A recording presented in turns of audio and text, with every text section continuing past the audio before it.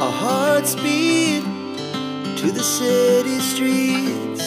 We began to feel the fire. We rise like tall buildings as the chemicals, they take us higher. The night's young and it's just begun as she puts her hand in mine. We wanna chase the night, wanna dance to the light, pull the stars from the sky, just two hearts running wild. Never sleep, never stop, as we shout from the top. We're gonna be two hearts running wild. নমস্কার, আমি পলাশ ঘোষ আর আপনারা দেখছেন the Bengal express travel, foods and more. Hello friends, কেমন আছো সবাই? আশা করি সবাই খুব ভালো আছো। আমি ভালো আছি, আমরা ভালো আছি। আর এখন আমরা রয়েছি দীঘাতে, তো ওল্ড দীঘাতে রয়েছি। আর এখন বাজে সকাল 7টা। তো আমরা একদম রেডি হয়ে বেরিয়ে পড়েছি। প্রথমে যাব নিউ দীঘা। তো নিউ দীঘাতে দেখে তারপরে কোথায় যাওয়া যায় সেটা ওখানে গিয়ে ডিসাইড করব। তো আপাতত রয়েছি একটা টোটোর সন্ধানে, যাতে করে আমরা নিউ দীঘা পৌঁছবো। তো দেখা যাক কী হয়।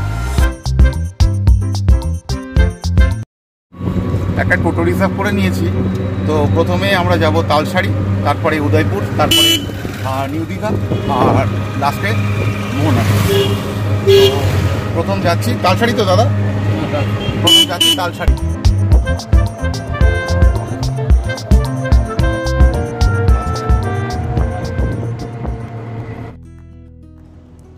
ওল্ড দীঘা থেকে নিউ দীঘা যাওয়ার পথের ডান দিকে এবং নিউ দীঘা থেকে ওল্ড দীঘা যাওয়ার পথের বাম দিকে পড়বে পুরীর জগন্নাথ মন্দিরের আদলে তৈরি নির্মীয়মান জগন্নাথ মন্দির। এটি নিউ দীঘা স্টেশনের খুব কাছে অবস্থিত। মন্দিরের নির্মাণ কার্য খুব শীঘ্রই শেষ হবে বলে মনে করা হচ্ছে। পশ্চিমবঙ্গের দীঘার অন্যতম একটি সাইট সিন হলো তালসারি, কিন্তু তালসারি হলো ওড়িশার বালেশ্বর জেলার একটি সমুদ্র সৈকত। তো আমরা এখন চলে এসেছি তালসারিতে। তো তালসারিটা উড়িষ্যার মধ্যে পড়ছে। তো বাংলা থেকে টোটো করে উড়িষ্যা চলে এলাম। তো হাঁটছি সি বিচের পথে, সামনেই সমুদ্র। তো এখন ভাটা রয়েছে, চলো তোমাদের সামনে একটু দেখাচ্ছি। আর যেহেতু অনেক সকাল সকাল আমরা চলে এসেছি, তো আজকে এখানটা অনেকটা ফাঁকা ফাঁকাই লাগছে। তো অন্যদিন হয়তো এতটা ফাঁকা থাকে না। আর আমরা এসেছি কালকে, এখানে ইলেকশন আছে, যার জন্য আরও বেশি ফাঁকা ফাঁকা মতো। তো একদিক থেকে ভালোই হয়েছে, তোমাদের দেখাতেও সুবিধা হবে, ভালোভাবে দেখতেও পারবে। নির্জনতা যাদের পছন্দ তাদের কাছে তালসারি অনবদ্য। সূর্যের উদয় ও অস্ত দুয়েরই প্রশান্তি আছে তালসারিতে। 12 কিলোমিটার দূরে রূপনারায়ণ সাগরে মিলেছে, তারই এক শাখা ধেয়ে এসে চড়া গড়েছে। নৌকায় গিয়ে অভিযানের সাথে সূর্যাস্ত দেখে নেওয়া যায় চড়া থেকে মূল সমুদ্রে। দোকানপাটের অভাব, ক্ষণে ক্ষণে জেলে নৌকার আনাগোনা। ভাটায় জল সরে যায় 1.5 থেকে 2 কিলোমিটার অন্তরে। এই তালসারি সৈকতে রয়েছে বালির বিভিন্ন টিলা এবং লাল কাঁকড়া। এই তালসারিতে সমুদ্রের জল উত্তাল নয়, বরং শান্ত ও শান্তিপূর্ণ। সামনে দেখুন চড়া পড়েছে, আর সেখানে কিছু জেলে গিয়ে মাছ ধরছে। অসম্ভব সুন্দর অনুভূতি। তালসারিতে একদম সমুদ্রের ধারে রয়েছে আমরা। আর আমার পেছনে এই যে বাজারটা তোমরা দেখছো, এটা কিন্তু পুরো মাছের বাজার, পুরো মাছের আষ্টে গন্ধে জায়গাটা পুরো ভর্তি, যাই বলো। আর পরিবেশটা খুব ভালো, এমনি সিনিক ভিউটা তো অসাধারণ। আর দেখো ওদিকে একটা দ্বীপ মতো রয়েছে, তো যাওয়া যায় ওদিক থেকে, কিন্তু অনেক সময়ের ব্যাপার। আর যা টানা রোদ দেখতেই পাচ্ছ, এই টানা রোদে অতটা হাঁটা সম্ভব না, যার জন্য আমরা অত দূর যাচ্ছি না। তো যারা নৌকা ভাড়া করবে মনে করছো, তোমরা নৌকা ভাড়া করে এখান থেকে সামনে একটা দ্বীপ আছে ওরা বলছে, তো ওখানে তোমরা যেতে পারো, কোনো অসুবিধা নেই। তবে আমরা আপাতত সেখানে যাচ্ছি না, কারণ আমাদের টোটো ভাড়া করা রয়েছে। আর আমাদের টাইম দিয়েছে এখানে 8 ঘন্টা। তো 8 ঘন্টার মধ্যে এত কিছু করা সম্ভব না। আর একটা দূরে একটা ঝাউবন মতো আছে, তোমাদের দেখাচ্ছি। প্রচণ্ড রোদ, তাকাতে পারছি না ক্যামেরার দিকে।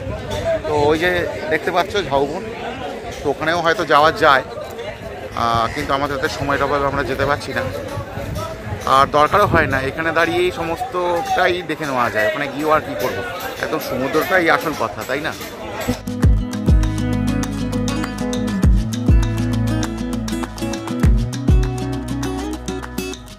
তো পেছনেই দেখতে পাচ্ছ অনেকগুলো নৌকা। তো এই নৌকাগুলো মাছ ধরার জন্য মেনলি ব্যবহার হয়, এছাড়া আপনারা চাইলে এগুলো ভাড়া করে উঠে একটু ঘুরতে পারেন। আর একটা জিনিস বলবো, এখানে সমুদ্রে কিন্তু খুব একটা ঢেউ নেই। তো দেখতেই পাচ্ছেন সমুদ্র আমার পেছনে একদম ধারে দাঁড়িয়ে রয়েছে, তো খুব একটা ঢেউ এখানে চোখে পড়ছে না। মানে দীঘাতে যে ঢেউটা আমরা সাধারণত দেখে অভ্যস্ত, এখানে সেরকম কোনো ঢেউ নেই। নেমে এলাম একদম সমুদ্র তটে। তো এখানে যেহেতু ঢেউটা কম, সেহেতু এখানে কাউকে চান করতে তেমন দেখা যায় না, কিন্তু প্রচুর মাছ ধরার ট্রলার এখানে আছে, আর প্রচুর মাছও ওঠে এখান থেকে। তো নেমে এসছি একদম বিচে। তো দেখুন সমুদ্রের জল কীরকম আসছে, হালকা হালকা ঢেউ, এখানে খুব বেশি ঢেউ থাকে না, আগেই বলে দিলাম। আমরা এবার যাব টোটোর কাছে, দেখি এবার দাদা কোথায় নিয়ে যান আমাদেরকে। প্রচণ্ড রোদ্দুর, মানে এতটাই রোদ্দুর যে ক্যামেরার দিকে তাকাতে পারছি না, কী ছবি উঠছে জানি না, কারণ আমি কিছুই দেখতে পাচ্ছি না ডিসপ্লেতে। ব্রাইটনেস ফুল করা, অথচ ডিসপ্লেতে সেরকম কিছুই দেখা যাচ্ছে। আন্দাজে ক্যামেরা ধরেছে, আন্দাজেই চলেছে। এবারে টোটো করে আমরা রওনা দিলাম বাংলার গোয়াতে, অর্থাৎ উদয়পুর সমুদ্র সৈকতে। উদয়পুর সমুদ্র সৈকত ওড়িশার শীর্ষস্থানীয় সমুদ্র সৈকতগুলির মধ্যে অন্যতম জনপ্রিয় সমুদ্র সৈকত হয়ে উঠেছে। এটি ওড়িশা সীমান্তে নিউ দীঘা এবং তালসারির মধ্যে অবস্থিত। মাইলের পর মাইল বেলাভূমিতে ভিড়ভাট্টা থেকে অনেক দূরে প্রাকৃতিক সৌন্দর্যে হারিয়ে যাবেন আপনি। যে কোনো মানের আন্তর্জাতিক সমুদ্র সৈকতের সঙ্গে উদয়পুরের তুলনা করাই যায়। এখানে সমুদ্র থেকে ধরা তাজা মাছের স্বাদ নিতে পারেন খাবারের দোকানগুলিতে। রোমান্টিক ছুটি কাটানোর ইচ্ছে থাকলে অবশ্যই এখানে আপনাকে একবার না একবার আসতেই হবে। আর এই সমুদ্র সৈকতে যথেষ্ট পরিমাণে ঢেউ থাকার কারণে পর্যটকরা এখানে স্নানও করেন। এই দেখুন, এখানে সমুদ্র থেকে মাছ ধরে এনে জেলেরা সেটা বাছাই করছে। এখান থেকে মাছ বিক্রিও হয়, অনেক পর্যটক এখান থেকে মাছ কিনেও থাকে। আর ডান দিকে বাঁ দিকে যে সমস্ত দোকানগুলো দেখছেন, এগুলো এখন সবই বন্ধ আছে, কিছুক্ষণ পরে এগুলো খুলে যাবে। আমরা আসলে আজকে অনেক সকাল সকাল এখানে এসে পড়েছি। অ্যাকচুয়ালি এই সমস্ত দোকানপাটগুলো ওপেন হয় সকাল 10টার পরে। আমরা অনেক তাড়াতাড়ি এসে পড়েছি, যার জন্য এখনও কিছুই খোলেনি। আর এই দেখুন নৌকা নিয়ে দাঁড়িয়ে আছে সব মাঝিরা, একটু পরেই হয়তো বেরোবে মাছ ধরতে। আর এগুলো সব পাড়ের উপর তোলা রয়েছে মাছ ধরার নৌকো। কি সুন্দর, তাই না? আপনাদের যাদের গোয়া যাওয়ার খুব ইচ্ছা, কিন্তু পয়সার অভাবে কিংবা সময়ের অভাবে আপনারা যারা গোয়া যেতে পারছেন না, আপনারা অবশ্যই একবার উদয়পুর চলে আসুন। এখানে গোয়ার সেই ফিলিংসটা পেয়ে যাবেন। অসম্ভব সুন্দর জায়গা। আর পেছনে দেখুন শামিয়ানা টানানো আছে, আর ওগুলোতেই তলায় চেয়ার টেবিল পাতি আপনারা বসতে পারেন। যেহেতু আমরা অনেক সকালে চলে এসেছি, এখন হয়তো সম্ভবত 8টা বাজে, তাই এখানকার যে ভাইবস সেটা এখনও শুরু হয়নি। তো ভাইবসটা নিতে গেলে আপনাকে অবশ্যই 10টার পরে আসতে হবে, সকাল 10টার পরে। তো খুব ভালো লাগছে এসে, সকাল সকালে এসে একটু ফাঁকা ফাঁকা আছে, যার ফলে ভিডিওটা একটু ভালোভাবে করতে পারছি, এটাই যার।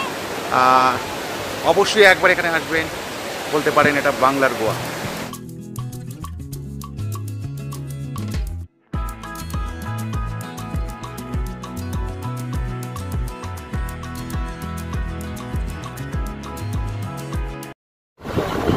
পুরো ঘুরে নিয়ে পুরো স্নান করে গেছে, তাই আপাতত একটা চায়ের দোকানে এসে বসলাম, আপাতত একটা চা খাই। উদয়পুরে এসে চাই অন্তত খাওয়া যাক।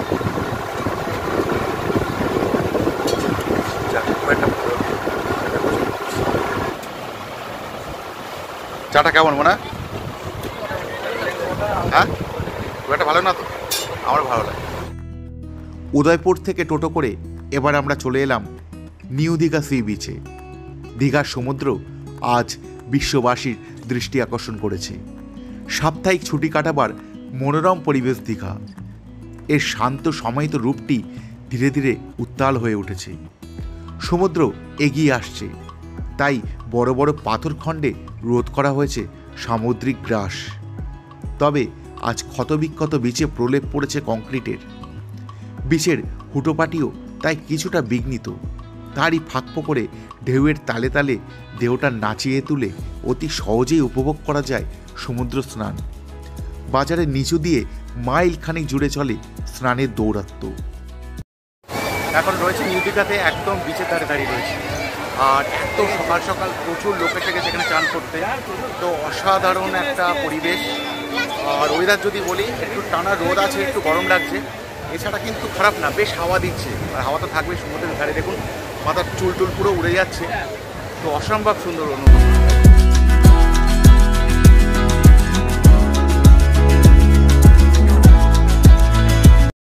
তো মোনা জলে নামতে একটু ভয় পায়, তাই উপরেই দাঁড়িয়েছিল। অনেকক্ষণ পর এই আমার পেছনে চলে এসছে। তো এখানে হালকা হালকা ঢেউ লাগছে, তো বেশ সুন্দর অনুভূতি। সৈকতের ধারে বিভিন্ন জায়গায় স্পিড বোট রাখা রয়েছে। পর্যটকরা চাইলে স্পিড বোট ভাড়া করে ঘুরেও আসতে পারেন সমুদ্রের কিছুটা। চারিদিকে নানা মানুষ স্নান করছে, আনন্দ করছে। এক ভারী অপূর্ব সুন্দর অনুভূতি, যা ভাষায় প্রকাশ করা যায় না।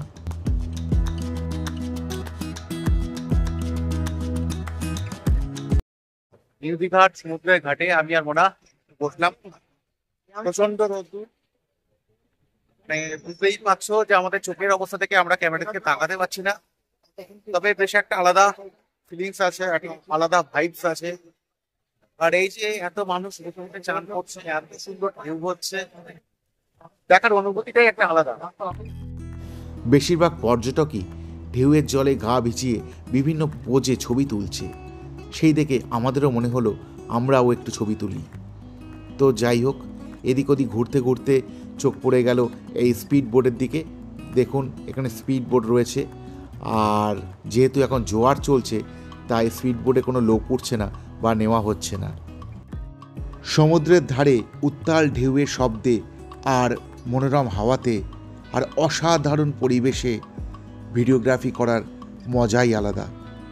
আর সঙ্গে যদি থাকে মনের মানুষ, তাহলে তো আর কোনো কথাই নেই। আমি আর মোনা অনেকক্ষণ ধরে বিভিন্ন ছবি তুললাম।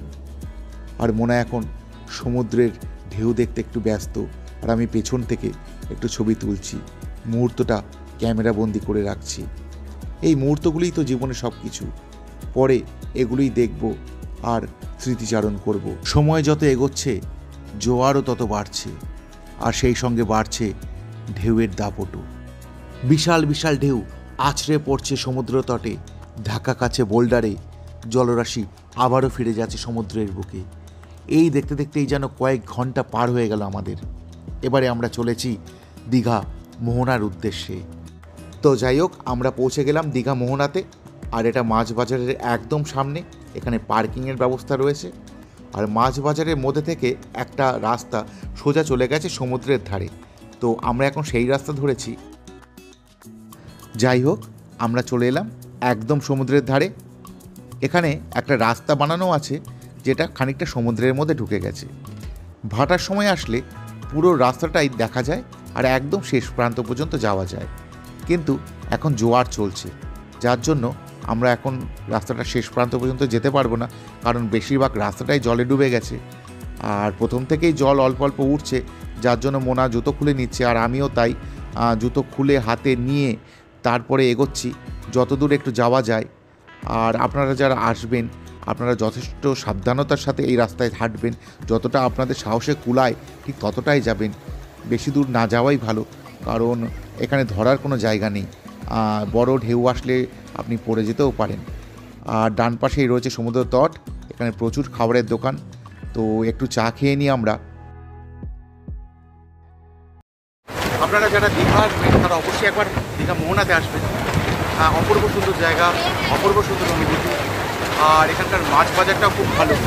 তো আপনারা যারা দীঘাতে সেখানে মাছ কিনে ভাজিয়ে খেতে চান, তারা অবশ্যই একবার মোহনাতে আসবেন। আজকে প্রচণ্ড হাওয়া দিচ্ছে, আর এখন জোয়ার চলছে। তো উপরে যে শামিয়ানাটা টানানো রয়েছে, সেটা বুঝতেই পারছেন যে কীরকমভাবে দুলছে। জোয়ার থাকার জন্য সমুদ্রের ঢেউ যেন ক্রমশ এগিয়ে আসছে তটের দিকে। আর মাথার উপরে যে শামিয়ানাগুলো টানানো রয়েছে, প্রচণ্ড হাওয়ার বেগে সেগুলো প্রায় উড়ে যাওয়ার উপক্রম, আর সমুদ্রের ঢেউ ভিজিয়ে দিয়ে যাচ্ছে পাকে। এক অনন্য সুন্দর অনুভূতি। মোহনাতে বসে ডিম টোস্ট খাচ্ছি, আর এখন জোয়ার চলছে, যার জন্য পুরো পর্যন্ত জল চলে আসছে, মানে পা পুরো ভেজে যাচ্ছে। অসাধারণ অনুভূতি, আর খাবারের টেস্টটা অসাধারণ। মোনা এখন মোহনাতে দাঁড়িয়ে ডিম পাউরুটি খাচ্ছে। কেমন লাগছে মোনা? তোমার ফিলিংসটা কেমন?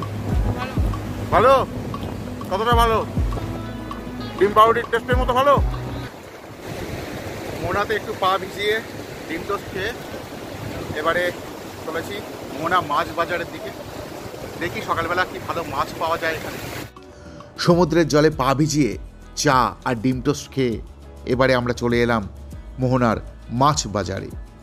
বাজারে ঢুকতেই পরপর দুটো শুটকি মাছের দোকান। দেখে যা মনে হলো এমন কোনো শুটকি মাছ নেই যা এখানে পাওয়া যায় না, কিন্তু যেহেতু আমরা শুটকি মাছ খাই না, তাই আমরা চললাম তাজা মাছের দোকানে। সামুদ্রিক এমন কোনো মাছ নেই যা এখানে পাওয়া যায় না। সমুদ্র থেকে ধরা একদম টাটকা তাজা মাছ বিক্রি হচ্ছে এখানে। কি মাছ নেই এখানে?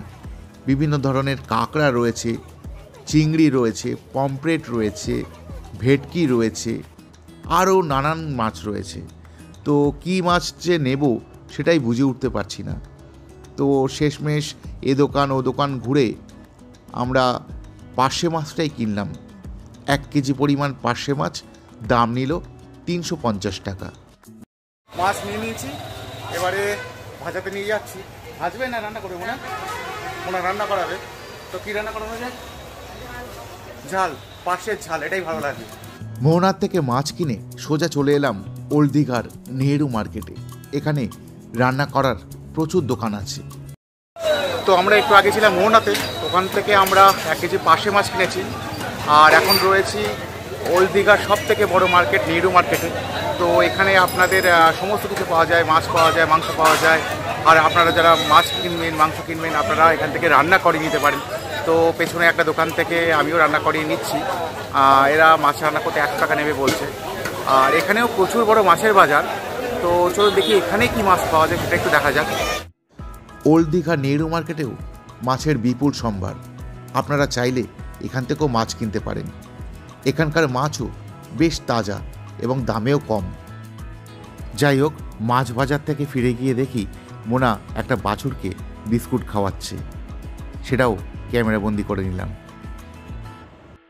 তো দুপুরবেলা এই ভাত আর পার্শে মাছের ঝাল রান্না করে নিলাম। এবারে চলেছে হোটেল রুমে। তো ভিডিওটা যারা দেখলেন তারা অবশ্যই একটা লাইক দিয়ে দেবেন, শেয়ার করে দেবেন। আর যারা প্রথমবার আমাকে দেখছেন, আমার চ্যানেলকে দেখছেন, তাদের কাছে একটাই অনুরোধ যে আপনারা অবশ্যই চ্যানেলটা সাবস্ক্রাইব করে দেবেন। তো দেখা হবে অন্য কোনো জায়গায়, অন্য কোনো মুহূর্তে। সবাই ভালো থাকবেন, সবাইকে ভালো রাখবেন। টাটা।